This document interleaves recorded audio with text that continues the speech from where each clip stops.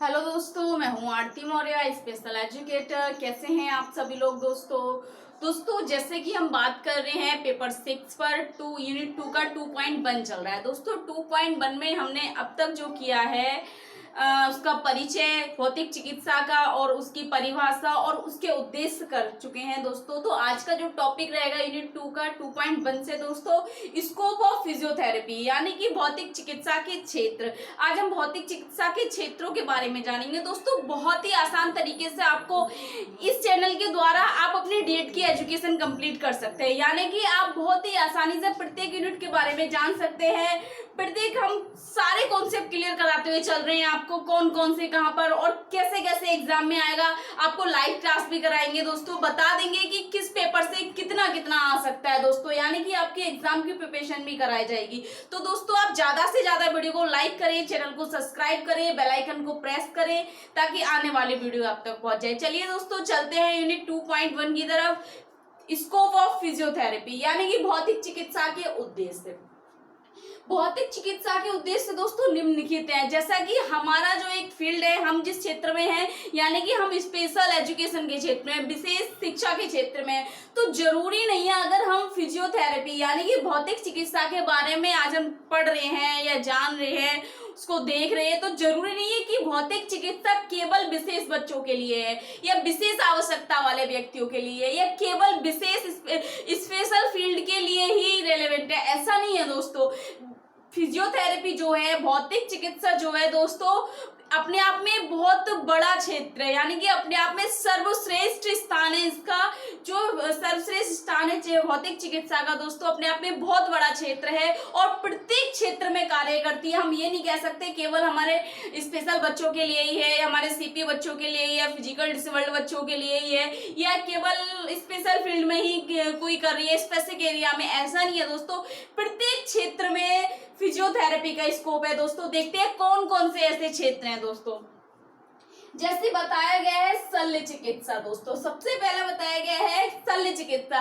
शल्य चिकित्सा में हम कह सकते हैं कि सर्जरी जब किसी व्यक्ति को हम ऑपरेट करते हैं, उसका ऑपरेशन करते हैं, सर्जरी करते हैं, तो जिस जगह हम सर्जरी कर रहे हैं, हमने सर्जरी वो जगह उसकी क्षतिग्रस्त हो गई यानी कि चोट लगी, ऑपरेट हो गई वो जगह, तो उसको पुनः स्थिति में लाने के लिए, जैसे हमने किसी व्यक्ति के साथ किसी व्यक्ति को सर्जरी करी, उसकी उस जगह की जो मांसपेशियां थी दोस्तों क्या हो गई, वीक हो गई, उसकी मसल्स वीक हो गई, तो उस जगह की मांसपेशियों को पुनः स्थिति में लाने के लिए, ठीक करने के लिए हमने क्या कराना पड़ेगा, हमने फिजियोथेरेपी करानी पड़ेगी। यानी कि शल्य चिकित्सा के क्षेत्र में भी इसका स्कोप है। फिजियोथेरेपी का स्कोप शल्य चिकित्सा में है क्योंकि उस व्यक्ति की मांसपेशियों को ठीक करने के लिए हमें फिजियोथेरेपी करानी पड़ेगी, अलग अलग एक्सरसाइज करानी पड़ेगी दोस्तों। तो शल्य चिकित्सा में भी इसका क्षेत्र है। दूसरा है दोस्तों न्यूरोलॉजी। न्यूरोलॉजी में कैसे हम इसको यूज कर सकते हैं, जैसे हमें पता है न्यूरोलॉजी, जैसे हम कह सकते हैं हमारे ब्रेन की कोई नफ्स, हमारी क्या है, ब्रेन की नफ्स दब जाती है, या हम कह सकते हैं न्यूरोलॉजी में ब्रेन स्ट्रोक हो जाता है। तो दोस्तों क्या करेंगे, अगर ब्रेन स्ट्रोक हो जाता है तो उससे क्या होता है, हमारा शरीर प्रभावित हो जाता है, हमारे शरीर के अंग प्रभावित हो जाते हैं, हमारी गतियां प्रभावित हो जाती है, हमारी मांसपेशियां, हम कह सकते हैं पूर्ण रूप से हमारा अंग प्रभावित हो जाता है। तो दोस्तों उस गतियां प्रभावित हो जाती है, तो उनको पुनः स्थिति में लाने के लिए हमें पता है कि हो सकता है कि कहीं पर भी हमारा, क्योंकि ब्रेन जो है, जब ब्रेन डिसफंक्शनिंग होता है तो हमारे शरीर को इफेक्टिव करता है वो, और उसको हमें सही करने के लिए, ठीक करने के लिए हम क्या करेंगे, फिजियोथेरेपी कराएंगे, ताकि क्या हो, हमारा शरीर नॉर्मल रहे, यानी कि शारीरिक स्थिति बनी रहे, जोड़ गति करते रहे, मांसपेशियां गति करती रहे, मजबूत रहे। तो क्या है, यानी कि न्यूरोलॉजी की क्षेत्र में भी भौतिक चिकित्सा उपयोगी है, यानी कि भौतिक चिकित्सा का क्षेत्र है। नेक्स्ट है दोस्तों अस्थि विकलांग चिकित्सा। अस्थि विकलांग चिकित्सा, जैसे हम कह रहे हैं विकलांगता के क्षेत्र में, कोई व्यक्ति किसी भी अंग से हम कह सकते हैं असक्षम है, अस्थि यानी कि वो कह रहे हैं अस्थि विकलांग चिकित्सा, तो क्या हम उस व्यक्ति को सक्षम बनाने के लिए क्या करेंगे, फिजियोथेरेपी कराएंगे। यानी कि हम कह सकते हैं कि कोई व्यक्ति है, हाथ में वो क्षतिग्रस्तता है या पैर में क्षति है उसके, तो क्या उसको हम ठीक करने के लिए, उसको उसकी मांसपेशियों में ताकत लाने के लिए और कार्य करने के लिए सक्षम बनाने के लिए हम क्या करेंगे दोस्तों, फिजियोथेरेपी करेंगे। यानी कि अस्थि विकलांगता के क्षेत्र में भी भौतिक चिकित्सा का क्षेत्र है, यानी कि फिजियोथेरेपी के माध्यम से हम क्या कर सकते हैं, व्यक्ति को सक्षम बना सकते हैं। तो अस्थि विकलांगता के क्षेत्र में भी है। नेक्स्ट है दोस्तों स्त्री रोग चिकित्सा। स्त्री रोग चिकित्सा में जैसे दोस्तों देखा जाता है कि पोस्ट नेटल के बाद क्या है कि कोई समस्या आ रही है, बच्चे को कोई समस्या हो रही है या माँ को कोई समस्या हो रही है, तो दोस्तों उसके लिए हम क्या करेंगे, फिजियोथेरेपी कराएंगे, एक्सरसाइज अलग अलग कराएंगे, जिससे क्या हो माँ और बच्चा दोनों स्वस्थ रहे। हम कह सकते हैं बच्चा बहुत ज्यादा कमजोर है या हम कह सकते हैं उसकी हार्ट वीक नहीं है, तो क्या करेंगे हम उसको अलग अलग तरीके से क्या करेंगे, उसका ट्रीटमेंट करेंगे। तो कौन करेगा, एक फिजियोथेरेपिस्ट करेगा दोस्तों। तो क्या है स्त्री रोग चिकित्सा के क्षेत्र में भी है, क्योंकि आफ्टर बर्थ के बाद क्या होता है, जो माँ होती है दोस्तों वह बहुत ज्यादा कमजोर हो जाती है, बहुत ज्यादा कमजोरी महसूस करती है। तो क्या उसको ताकतवर बनाने के लिए अलग अलग तरीके की हम एक्सरसाइज कराएंगे, अलग अलग तरीके से उसका हम कह सकते हैं कोई थेरेपी कराएंगे। तो क्या होगा दोस्तों, स्त्री रोग चिकित्सा में भी भौतिक चिकित्सा का क्षेत्र है। नेक्स्ट है दोस्तों जलना तथा प्लास्टिक सर्जरी, यानी कि जलना तथा प्लास्टिक सर्जरी। अब आ गया दोस्तों प्लास्टिक सर्जरी और जलना। जब किसी व्यक्ति का कुछ अंग जल जाता है, कहीं पर भी हम कह सकते हैं जलना, कोई व्यक्ति जल गया तो क्या होगा, जलने से क्षतिग्रस्त हो गया यानी कि अक्षम हो गया, वह कार्य नहीं कर पाएगा। या हम कह सकते हैं सर्जरी के बाद हम क्या बताया था कि अगर सर्जरी हो गई उस जगह की, तो उसकी जो जिस जगह वह सर्जरी हुई है या क्षतिग्रस्त हुआ है, तो उस स्थान को ठीक करने के लिए हम कह सकते हैं किसी व्यक्ति के हाथ में सर्जरी हुई है, या हम कह सकते हैं हार्ट सर्जरी हुई है, या हम कह सकते हैं पैर में कहीं सर्जरी हुई है, तो क्या करेंगे दोस्तों, उसको हम दोबारा से पुनः स्थिति में लाने के लिए फिजियोथेरेपी देंगे। यानी कि फिजियोथेरेपी का क्षेत्र जलना तथा प्लास्टिक सर्जरी, क्योंकि सर्जरी के बाद तो हमें उस जगह को ठीक करना है, सक्षम बनाना है, यानी कि पुनः स्थिति में लाना है उस व्यक्ति को। तो उसके लिए क्या करेंगे, हम अनेक प्रकार की थेरेपीज का यूज करेंगे, यानी कि फिजियोथेरेपी से अलग अलग एक्सरसाइज करेंगे। तो क्या हो गया दोस्तों, जलना तथा प्लास्टिक सर्जरी के क्षेत्र में भी भौतिक चिकित्सा का क्षेत्र है। नेक्स्ट है दोस्तों ब्यूटी पार्लर।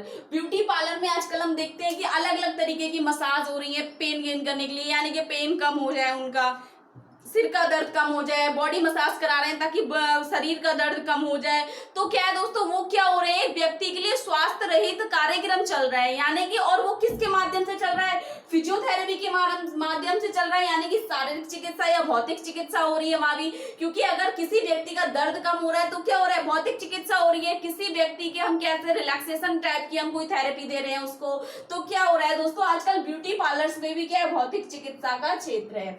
नेक्स्ट है दोस्तों मनोचिकित्सा।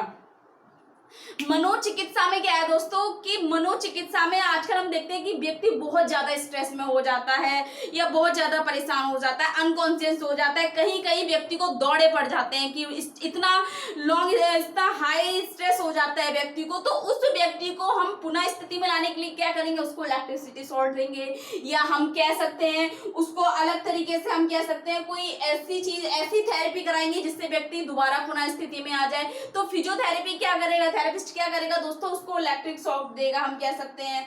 तो इससे क्या होगा कि व्यक्ति पुनः स्थिति में आ पाएगा, यानी कि मनोचिकित्सा में भी हम कह सकते हैं भौतिक चिकित्सा का क्षेत्र है। यानी कि उस व्यक्ति को बहुत ज्यादा वो हो गई है कि बहुत ज्यादा स्ट्रेस ले लिया है, उसको बहुत ज्यादा परेशान है, यानी कि हम कह सकते हैं एक प्रकार से वो सही सामान्य स्थिति में नहीं है। तो क्या होगा, उसके लिए हम ऐसे कुछ एक्सरसाइज कराएंगे, या हम कह सकते हैं उसकी सेंसरी बिल्कुल खो गई है, संवेदनाएं बिल्कुल लुप्त हो गई हैं, हम कह सकते हैं तो उसकी संवेदनाओं को दोबारा पुनः स्थिति में लाने के लिए तो क्या करेंगे दोस्तों, उसकी फिजियोथेरेपी करेंगे। तो क्या मनोचिकित्सा में भी क्या है दोस्तों, फिजियोथेरेपी का क्षेत्र है, यानी कि भौतिक चिकित्सा का क्षेत्र है। दूसरा है दोस्तों क्रीड़ा, यानी कि स्पोर्ट्स के क्षेत्र में। दोस्तों स्पोर्ट्स के क्षेत्र में जैसे कि हम कह सकते हैं खेल के दौरान किसी बच्चे को चोट लग गई, चोट लगना, या हम कह सकते हैं मोच आ गई पैर में, किसी भी प्रकार की मोच आ गई, चलते चलते दौड़ते दौड़ते खेलते समय अगर मोच आ गई तो क्या होगा, फिजियोथेरेपिस्ट उसकी जो मसल्स में कहीं मोच आ गई है तो क्या करेगा, वो उसको ठीक करेगा। चोट लग गई है या फ्रैक्चर हो गया है तो क्या होगा दोस्तों, तो फिजियोथेरेपिस्ट आके उसको सही करेगा, उसकी मोच को ठीक करेगा, उसकी जो चोट लग गई है, क्षतिग्रस्त हो गया है उसको ठीक करेगा। तो क्या स्पोर्ट्स के क्षेत्र में भी फिजियोथेरेपी का क्षेत्र है, यानी कि क्रीड़ा के क्षेत्र में भी भौतिक चिकित्सा का क्षेत्र है। दोस्तों ये थे हमारे कुछ निम्नलिखित क्षेत्र जो हमारे विशेष आवश्यकता के क्षेत्र से बिल्कुल अलग है, यानी कि स्पेशल एजुकेशन के क्षेत्र से हम कह रहे हैं कि जरूरी नहीं है कि विशेष स्पेशल एजुकेशन के क्षेत्र में ही भौतिक चिकित्सा का प्रयोग होता है, ऐसा नहीं है दोस्तों। ये अपने आप में बहुत बड़ा क्षेत्र है, ये ऐसे निम्नलिखित क्षेत्रों में इसका प्रयोग होता है। तो भौतिक चिकित्सा के ये निम्नलिखित क्षेत्र है दोस्तों। तो ज्यादा से ज्यादा वीडियो को लाइक करें, चैनल को सब्सक्राइब करें, बेल आइकन को प्रेस करें। दोस्तों अगर आपका कोई क्वेश्चन है, कोई भी आपको अगर डाउट है तो आप कमेंट बॉक्स में जाके कमेंट जरूर करें दोस्तों। अगर वीडियो आपको अच्छी लगी हो तो एक लाइक जरूर करें दोस्तों। Thank you so much.